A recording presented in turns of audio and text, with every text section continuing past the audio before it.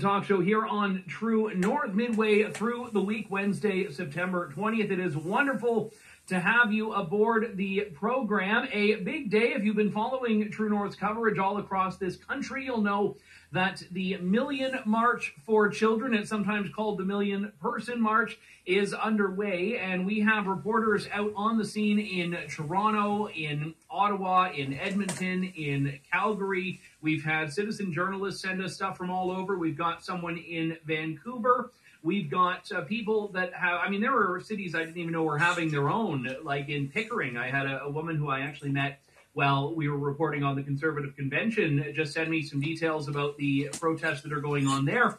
And I don't know if they got to the million mark. Some of these have a few hundred to a few thousand people.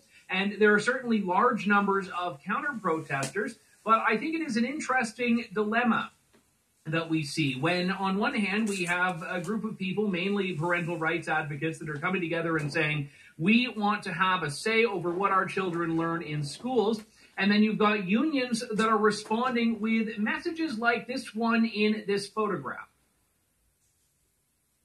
Oh, this is Nili Kaplan-Murth. So before this isn't the one, but this one's actually fantastic because she is trying to lead some of the counter-protesters there, but she can't because she had COVID, despite wearing like a mask everywhere she goes and like, you know, getting her 19th booster or whatever. But I like the guidance she gives for how to protest. She says, mask up, don't film allies, which is like a weird line. Come with friends, don't talk to cops, and don't debate fascists. So those are the 5 rules to Nili Kaplan-Murth.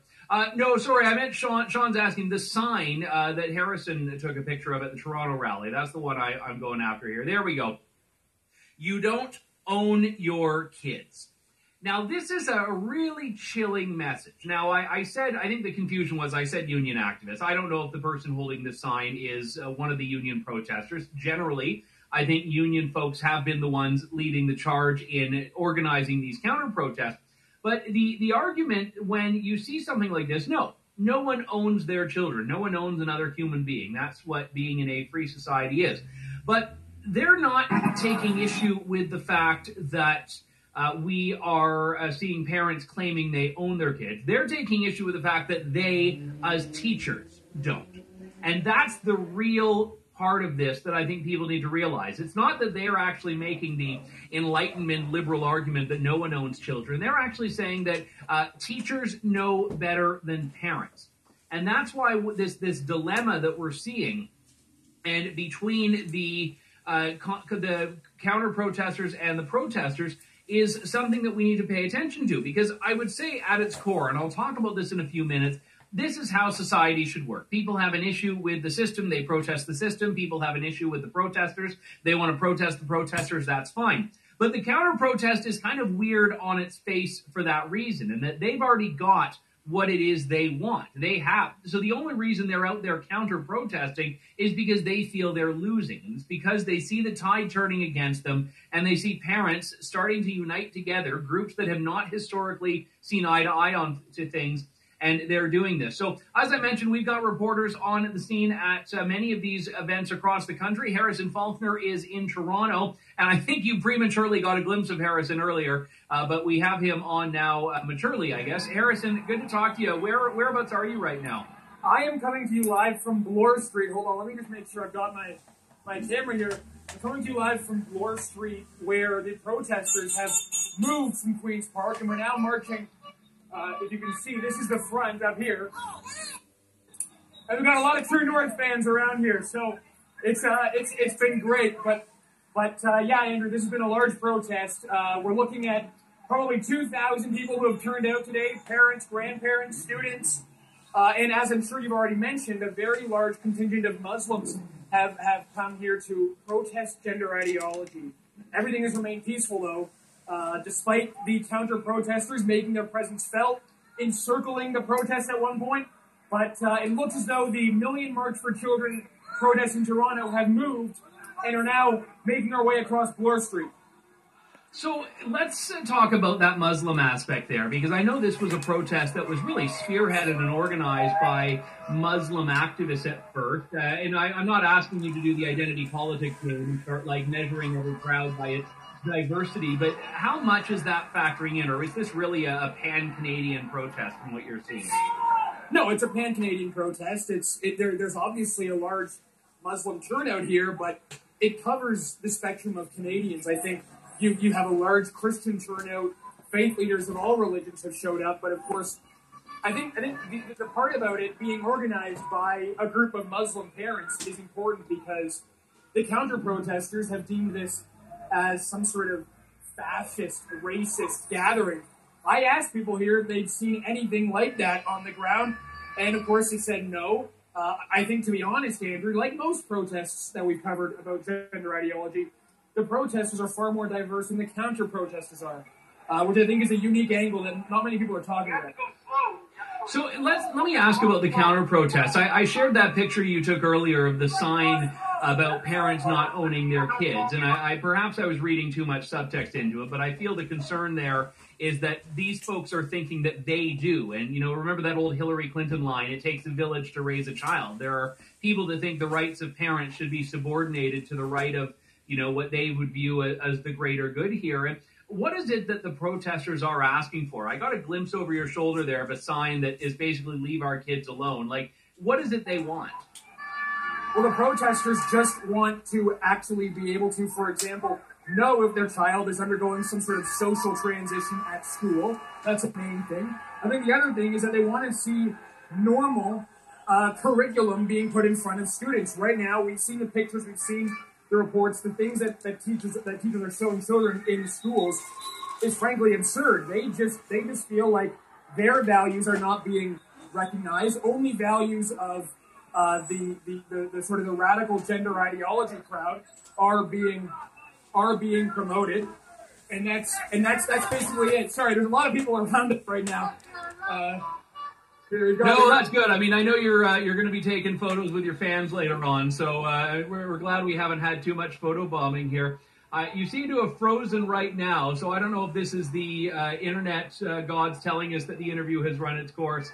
If we can get Harrison back, we will get him back on there. I mean, I'm glad it froze on like a flattering face, though, at least. So you're smiling there. But, thanks very much. That is Harrison Faulkner coming to us from Toronto, where, again, I don't know the numbers. He said probably about 2,000. I always avoid crowd sizes because it becomes like the most thankless and politicized and controversial part of any event coverage. Because, like, I remember with the convoy, you know, convoy organizers were saying, we don't know how many people are here.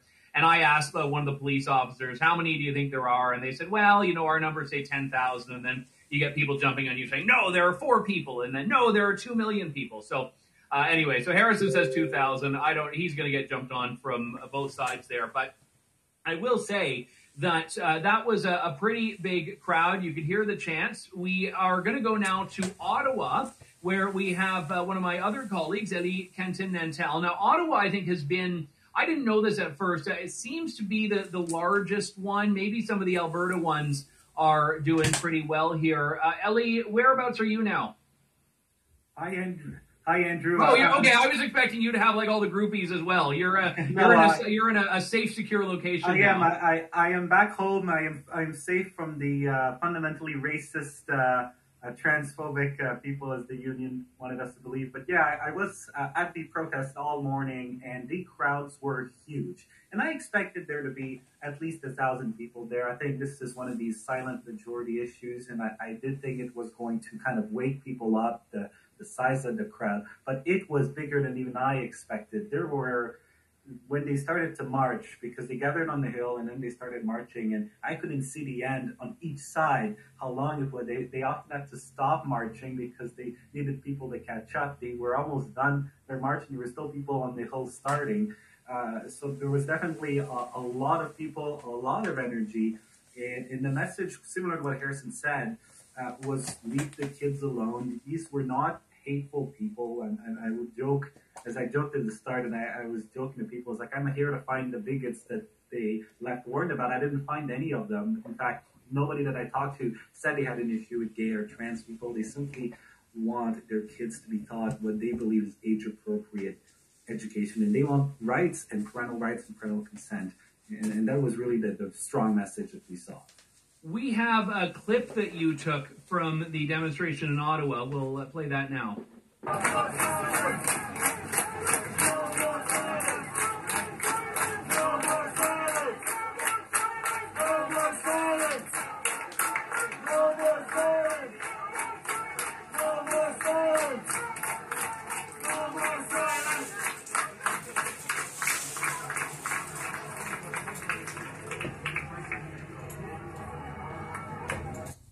I will say, first and foremost, anyone that was in that location during the Freedom Convoy protest will be grateful this one is in September and not January, February, for a number of reasons. Right. But that was an interesting chant, no more silence. What were they really getting at in that moment? Well, I think there's kind of two things, and they're linked. There's the actual physical silencing, which we see where parents go to school board meetings, like we saw in Ottawa, and they get shut down by woke trustees like Nellie Kaplan-Myrth and others in other boards when they say things which the trustees don't like. These parents are silenced. They're also silenced by school officials. And I think there's a greater silence of society abroad where there's a lot of people. I mean, there's a poll by Angus Reid that had something like 78% of people that agree in parental rights over gender identity. Yet a lot of people are scared to talk about this because there is a mob, a small fringe minority, a mob that equates any wish of parental rights to hatred and genocide and things like that. And I think for that reason, a lot of people have been scared to speak out. So to me, no more silent meant these two things. First of all, we will no longer be silenced by educrats. And second of all, we will no longer be silenced by activists because we are not anti-trans, we are not anti-gay, we're not anti-LGBTQ. What we are is pro-parent, pro-children, and we just want to be involved in our kids' education, which, I mean, if you ask me, Andrew, is not a radical ask. They're just asking for basic parental rights. I was chatting a little bit about this earlier with Harrison, the Muslim factor. And again, when I interviewed Bahira Abdul Salam and Camille El-Sheikh on the show, I said, we could probably, between the three of us at the time, disagree on a lot of issues. I mean, on some foreign policy issues, on some, domestic policy issues. But on parental rights, it seems like there is an ability to overlook those differences. And, the evangelical Christian and the Orthodox Jew and the Sikh and the Hindu and the Muslim and the atheist can all kind of find common ground there. And I was just wondering if you could give a sense of what you saw on that. Because I think the Freedom Convoy, it's a different issue, but one of the reasons it was so powerful is because you had these disparate groups like Quebecers and Albertans and Indigenous people and non-Indigenous people coming together. Were you seeing that in real time this morning? Oh, absolutely, and it was very much present. You had members of the Church of God, Pastor Hildebrand's church, chatting with and marching with hijabis. There was some young white guys that were, on the shoulders of young Muslim guys, and they were chanting, "Leave the kids alone." There was a lot of unity. There was a lot of unity, and this is where it's great. This is what multiculturalism, I think, is all about. It's about coming together and putting our differences aside and living in this diverse, pluralistic society that is Canada. And we saw that on display. As you said, I'm sure a lot of these people could get into heated arguments about religion. They could get into heated arguments about foreign policy and whatnot. But on this issue, we are all united, basically, is what they were telling me, is they're all united, including united with some LGBs and even Ts that are not in favor of this. I will say, what was... LGBs and even Ts. You sound like you're doing some weird acrostic poem there. But and also I will say what was striking is on the other side, you had the trans activists, and they were telling Muslim immigrants to go home. because they were opposing gender ideology. And from what it's amazing how the progressive, diverse folks immediately become what they say they're opposed to. I mean, they're the ones accusing everyone else of being fundamentally and members racist. of the NDP with them. I mean, I think this is the first time we have members of the NDP standing alongside protesters that are mostly white, telling Muslim immigrants to go home. Well, I wanted to play this clip, actually. You mentioned the Church of God. This is Pastor Henry Hildebrandt going, well, I wouldn't say toe-to-toe, but certainly going a little bit verbally against Jagmeet Singh this morning. It's the government of assholes. There's a family, the boys. He's spending costs. Come on. So what's the problem? What's the problem? Unbelievable. Resign. Unbelievable. Resign. How dare you? Sir. Come on, Jaggy. There's a government. Where are you standing up and they're helping us? Unbelievable! Unbelievable! Unbelievable! No hatred! No love! No peace!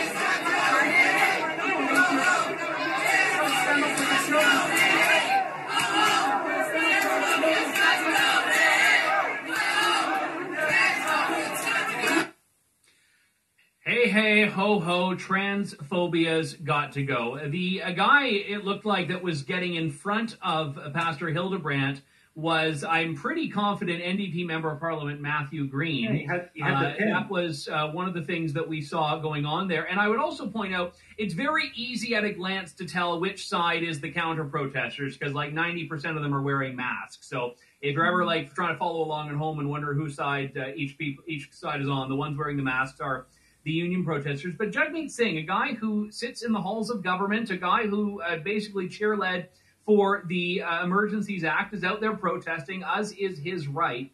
But the NDP, you're right, Ellie, are really joining up with a group that I think is going to be found to be on the wrong side of history here. Oh, for sure. I mean, I tweeted out the transfers of the culture war, so to speak, when both sides kind of clashed in front of Parliament. And what filled me is a bit of sadness because we can't talk to each other anymore. And a big reason why is because you have one side that has become so radical is they don't just see the other side as, these are people who disagree. You know, I think we should have progressive sex ed for this, and that. They believe that people on the other side are fundamentally racist, fascists who want transgender people dead. And Andrew, this is radical. To say that your opponent's a fascist that wants you dead, when in reality all they want is they want a bit more parental autonomy and they want a sexual education curriculum that respects Canada's pluralism. I mean, that's extreme, and it's sad that the NDP is endorsing that. You're right, I do think it's the wrong side of history. I think today is the beginning of the end of the cancel culture mob on this issue. From now on, I think Canadians are going to feel a lot more confident being able to take reasonable, loving stances on these issues without fearing to be shut down. I mean, there were more, from my personal observation at least, there were far more protesters than counter-protesters. Elie Cantin-Nantel, great work in Ottawa. Thanks so much for coming on today. My pleasure, Andrew. And as mentioned, True North will have continued coverage throughout the day and in the days to come on this. One story, I've got to actually write the story. I gave the union in question, 𝐴TFO, the Elementary Teachers Federation of Ontario, time to comment on this, and they did not respond.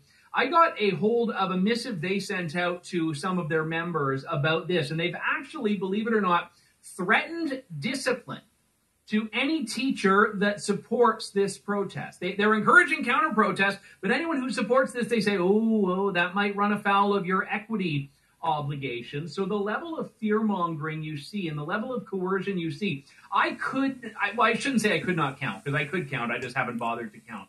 The number of emails I've gotten in the last 3 days from public sector unionized employees in Ontario specifically that are telling me how much they object to what their unions, CUPE and 𝐴TFO, are saying and doing on this. And that's notable because I have always had like one or two dissident teachers, and I love them, that will tell me, my school board's doing this, or I got this email, or, won't you believe this? But the volume, I have never had the volume that I've had this week And obviously people say, don't use my name. I'd be fired if anyone knew I spoke to you or even knew who you were. But that's notable here. So there is a bit of a dissent on this stuff within the unions. And I mean, obviously they can come out in full force because they're unionized. So they're all just taking sick days today, I presume.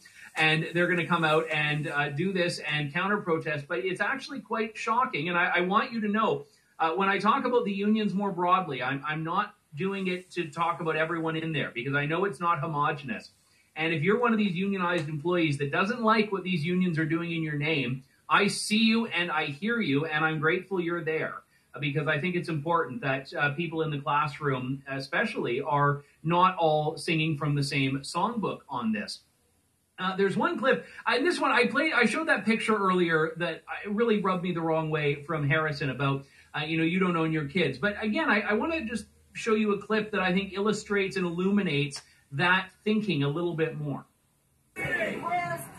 Our kids! Where's kids? Our kids! Where's kids? Our kids! Where's schools? Our schools! Where's schools? Our schools! Where's schools? Our schools! You can smell the Marxists through your screens, and I apologize for that. I mean, you want to just take basically an airdrop of Axe body spray onto that moment right now. Again, they're the Marxists. They've got like a Marxist domain name. They are a little bit low energy. Back in my day, the communists used to be a little bit more fiery, but nevertheless, their argument, their approach to this is that they are our kids and our schools. So they do not believe that your kids are your kids. They believe your kids are their kids. It's like that song, "This Land Is Our Land." It's this kid is my kid. This kid is our kid. They believe they have a say in how you parent your child. And while they're the ones who decides to use the Marxist banner, their worldview is one that's shared by a bunch of other people that may not identify as communists. And you can unplug your nose. The clip has stopped now, but perhaps that's... actually, it might have been the stench of the Marxists that killed Harrison's phone earlier when he was trying to join us live from Toronto. So nevertheless, I apologize if you had to be within 4 city blocks of those folks. But nevertheless, they have a right to be there. And let me just take a moment on this to talk about the importance of free speech. Now, this has always been, for me, the absolute hill to die on for me, because my belief is that without freedom of speech, we do not have any other freedoms. We can't argue for the things about which we care if we don't have freedom of speech. So when I see protesters, however many there are, coming out and speaking up for parental rights, and I see counter-protesters, even if I disagree with them, I look at that exchange and I say, this is a profound win for society, that these two groups can meet in the middle and, despite the tensions, express their position on what is a very real and very important issue in society. Now, the difference is that the parental rights folks are not trying to shut anyone down. The counter-protesters are. The counter-protesters actually do not believe that the protesters have a right to be there. They believe that it should all be denounced and dismissed as hate. As an illustration of this, let me share a statement from British Columbia's Human Rights Commissioner. She has issued what she calls a response to the hate-fueled marches planned for today. She says she's very disturbed by news of the hate-fueled marches. She says the human rights of trans and LGBTQ2SAI+ people are not up for debate. Denying the existence of trans and gender diverse people, including calls to erase trans and LGBTQ2SAI+ people from our province's curricula, is hate, and hate should have no place in our community or in our schools. She goes on to talk about hate. Everything is hate. It's hateful. She says it's time to take action against the campaigns of misinformation and organized hate. And it goes on to say that we must stand together against hate. There's no space for hate. Hate. Now, I did not see a great deal of hate going towards the counter-demonstrators. I saw a lot of hate coming away from them. But even so, hate is an emotion which people have a right to feel in a free society. It may be undesirable. It may be something we want to counter. But the Human Rights Commissioner of British Columbia would do well to look at what is the most fundamentally important human right in existence. The human right to freedom of speech is the foundation of a free and democratic society. And for a so-called human rights commissioner to spend time denouncing freedom of expression rather than focusing on the importance of preserving and protecting it is absolutely disgraceful. She has a right to weigh in on whatever issues she wants to weigh in on. She's a very well-paid civil servant. I am not immune from the understanding that human rights commissions are not places that generally respect and uphold free speech. But without freedom of expression, you can't do any of these things that you care about and advocate for any of the issues you want to advocate on. Now, all of this is part and parcel of why these exchanges are so very important and why this is a display that we should be welcoming, even if we disagree with someone on the other side.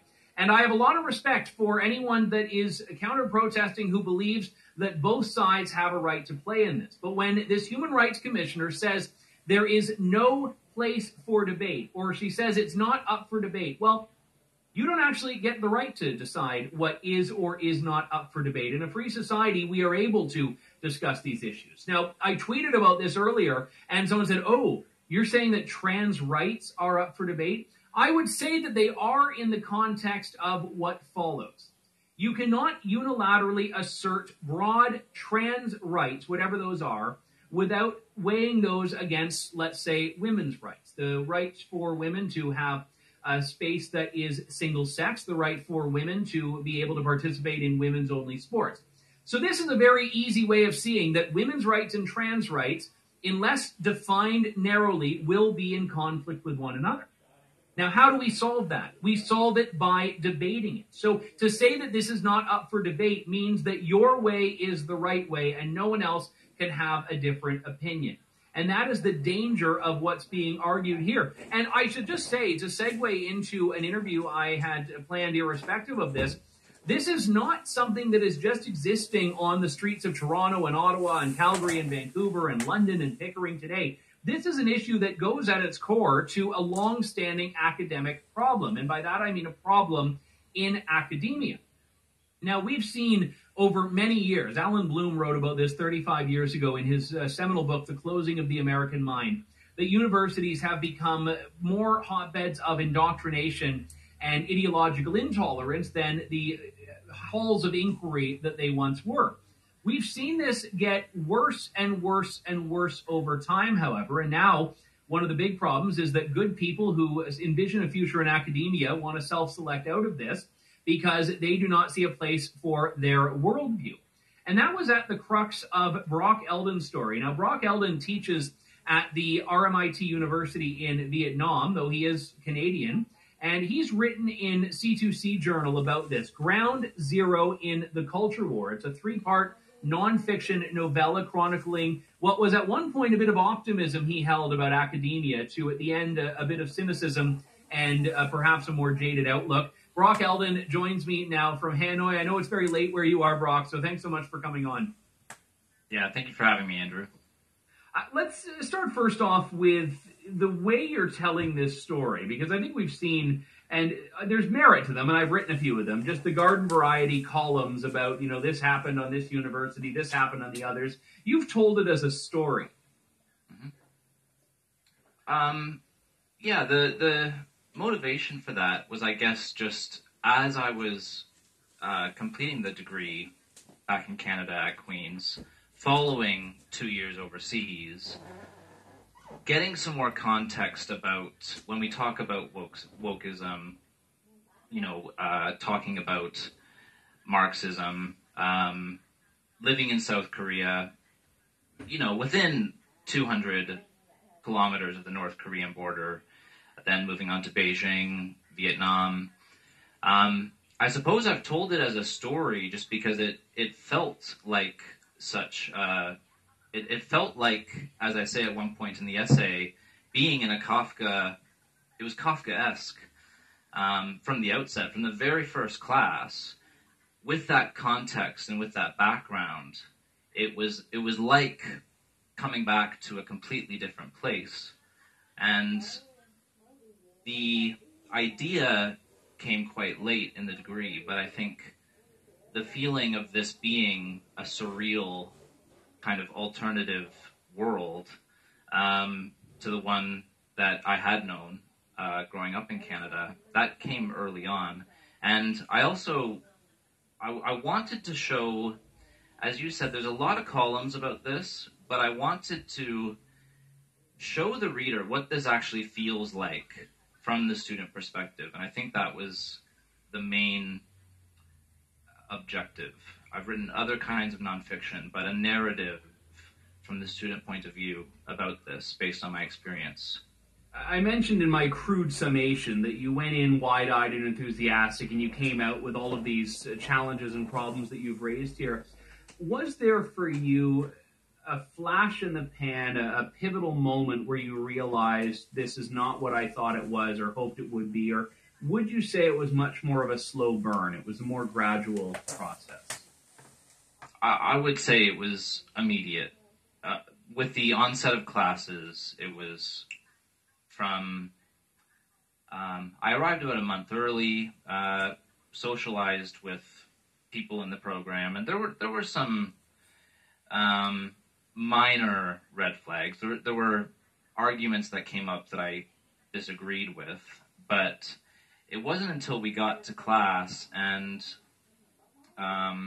we were asked to introduce ourselves with a sharing stick, some kind of appropriated indigenous object by a white professor. We were asked to pass around this sharing stick and identify ourselves by our preferred pronouns, and then talk about our background with feminism, and the language of safe spaces came up a lot, and the classroom policies of trigger warnings. All of that within about a 20-minute window was like, this is reminding me of a lot of teaching in middle schools in China. And just on that note, you were punished for not using trigger warnings, right? Yes, early, because it's not in any classroom documents, but it's enforced. At least when I was there, it wasn't in classroom documents, but it was enforced, and I didn't. The first time around, I simply didn't understand that this was demanded of students, that you begin any presentation presenting potentially triggering subject matter with a trigger warning. I wasn't aware, but I was punished twice for not using trigger warnings, and the difficulty for me was determining what's problematic and what's not. Yeah. The first time it was in this Indigenous gender studies class where the sharing stick was used. I could sense that there were going to be problems there, but I did not expect there to be problems presenting a paper on Othello. I was reprimanded for that in an email, and to this day, I still can't figure out which passage I read that was offending, and for that, I was docked 3%. Just the one aspect of this that I find kind of interesting is that I do believe there are good places and good pockets and good professors in university. And I actually had not a terrible time with this. I mean, certainly there was a bit of a cultural clash on campus when I went to university, and I even returned for something more recently and was still managed to sidestep any of the landmines. You were picking courses, it sounds like, where you could have seen this from a mile away, like, Indigenous gender studies. That just seems to me like the epitome of wokeism. Shakespeare and cross-dressing, another one that jumps out here. So I say this respectfully, but what were you expecting with that course selection? Mm-hmm. That's a question that's come up a fair bit. I think that's fair. The issue was that those are the only two courses that I had any reservation about from the outset. But the issue was that all of the other courses were so objectively questionable just in their obvious political bias. The other courses I took were very traditionally titled. Jane Austen and her contemporaries, 18th century manuscripts. There weren't a lot of... I did not sign up for Black Lives Matter or Indigenous incarceration or the refugee crisis or Victorian bodies. I tried to avoid all that, but there are certain requirements, and I figured, at least with the Shakespeare course, we must be talking about something other than cross-dressing in a Shakespeare course. That's hard to stretch for 12 weeks, you'd think, but apparently not, yeah. It could go on for a long, long time, and it did. The Indigenous Gender Studies course was just a requirement because we needed a credit in post-colonial literature. Which is in and of itself a requirement that fundamentally skews the academic environment, because post-colonialism is a very fraught and politicized approach, and it's a discipline that we see. I mean, I thought it was a political science and history discipline, but now it's even a literature requirement, I'm learning. Absolutely. And since I've left, the courses have gotten much worse. All the way back to when I was there, the medieval course was Old English and Translation.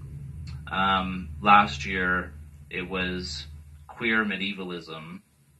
So all of the historical, all of the canon has now been politicized, and it's right in the course titles and right in the course descriptions, and it's all public.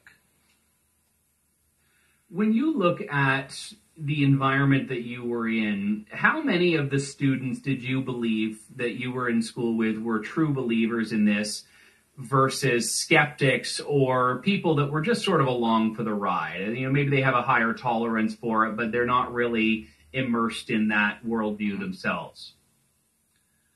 I would say about certainly 2/3 were highly invested. Wow. About 20% were just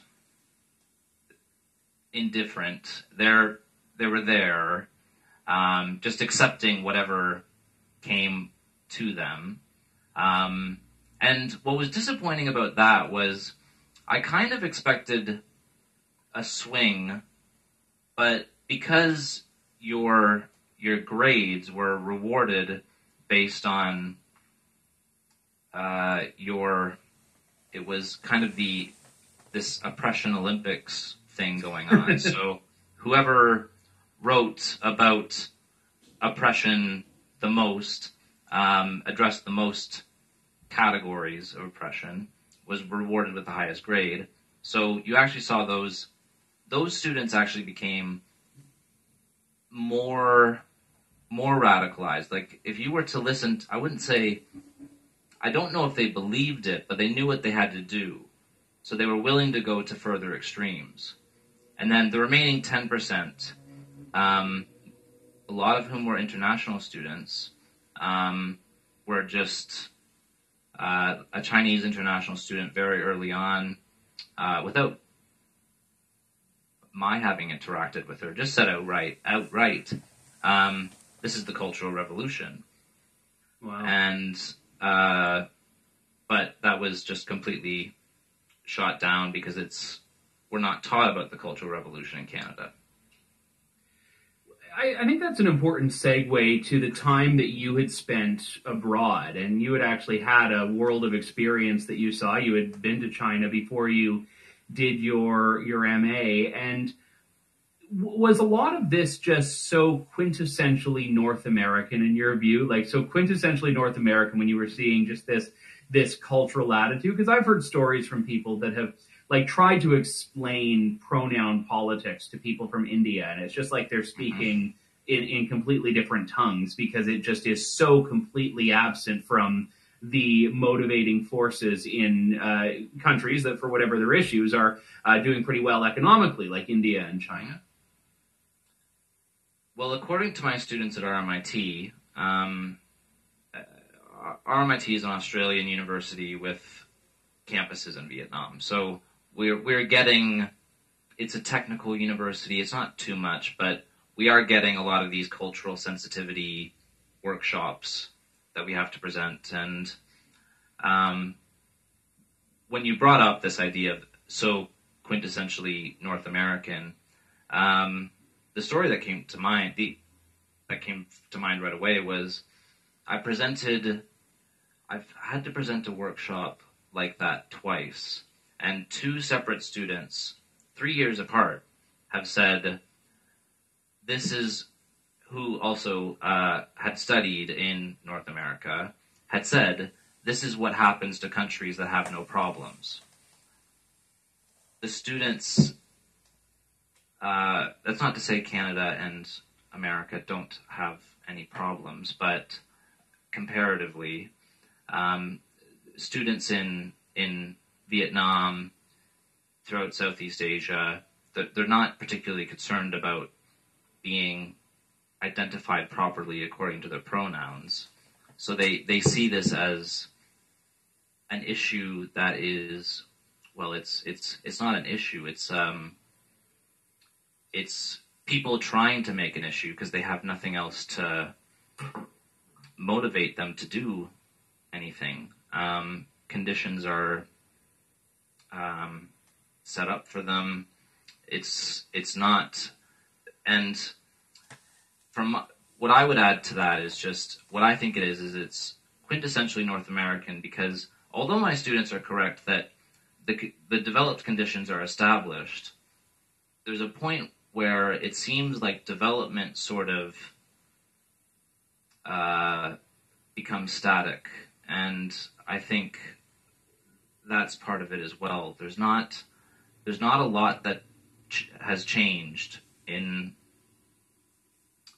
my return trips to Canada. It's the same place, but very, very different politics. I hope that answers your question. It does, and I guess from there I would then go to the question of why you put up with it. Because, if you're in a law school or a med school, there's a very clear reason that you need your degree. Whereas, you could read as many books as you want and write as much as you want without having an MA. And I know obviously you're now teaching, so I suspect this may be a significant part of your answer. But if you had such a lofty and ambitious reason for being there, which was wanting to learn and wanting to grow, was there a point in which you felt that this was actually holding you back from doing that? That you would have been able to self-teach these things outside of the classroom and say, screw the MA? Yeah, absolutely. There was a time, and I've written about this in a few columns that will be coming out.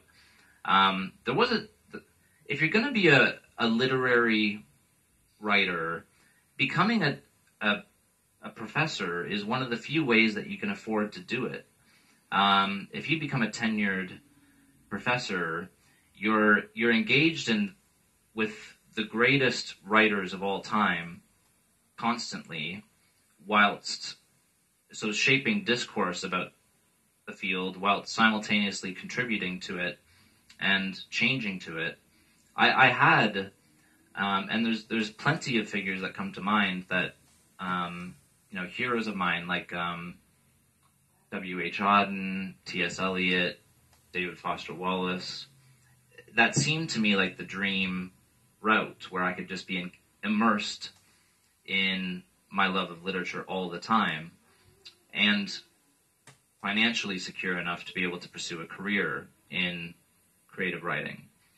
I didn't quit the MA because I knew that it would land me a university job in Asia. And I knew about halfway, I'm not sticking around for this. Just seeing what this does to people, and especially on campuses with young people that have grown up with social media. I think what distinguishes this culture war, and I've experienced some of this since the release of the first installment, now all 3 parts are out, is what distinguishes this from other culture wars of other generations is that it's mediated by this digital space where your privacy can be completely invaded. The amount of passive-aggressive Facebook posting or Twitter posting where they're not naming anybody, but there's a white supremacist in the class, and it's like, well, who is it? What and why are we creating this kind of panic? It was an environment that I did not want to stick around in, and it was heartbreaking because I wanted to pursue the route that I described to you, ending up with tenure at a university from the time I started as an undergraduate. Really finding myself and my voice through literature, and getting the grades that were, mid-90s, high enough that I was assured that I would have a very successful academic career, and then I came back and it was just completely different. I put up with it because I looked at university jobs in Asia. The MA was a requirement. That was motivation to finish. But if I hadn't have had that time overseas, I don't know of what would have motivated me. And I know of a lot of especially young men who have dropped out of programs, including programs like physics, because of this inability to express themselves and the detrimental effect it does have on their output. Well, and then it compounds the problem because all of a sudden the people that would counterbalance this are self-selecting out, and it eventually becomes an asylum with only inmates, to use the expression there. Well, it is a fascinating and very evocative series. You can read it over at C2C Journal, where our friends have all 3 installments up now. Ground Zero in the Culture War, parts 1, 2, and 3. The author, Brock Eldon, joining us from Hanoi. Brock, good to talk to you. Thanks so much for coming on today. Yeah, thanks for having me, Andrew. And with that, it will wrap up our time today. We will be back tomorrow to close out the show. This is Canada's most irreverent talk show here on True North. And don't forget, tickets available for True North Nation in Calgary, October 21st. That is over at truenorthevents.ca. Thank you, God bless, and good day to you all. Thanks for listening to The Andrew Martin Show. Support the program by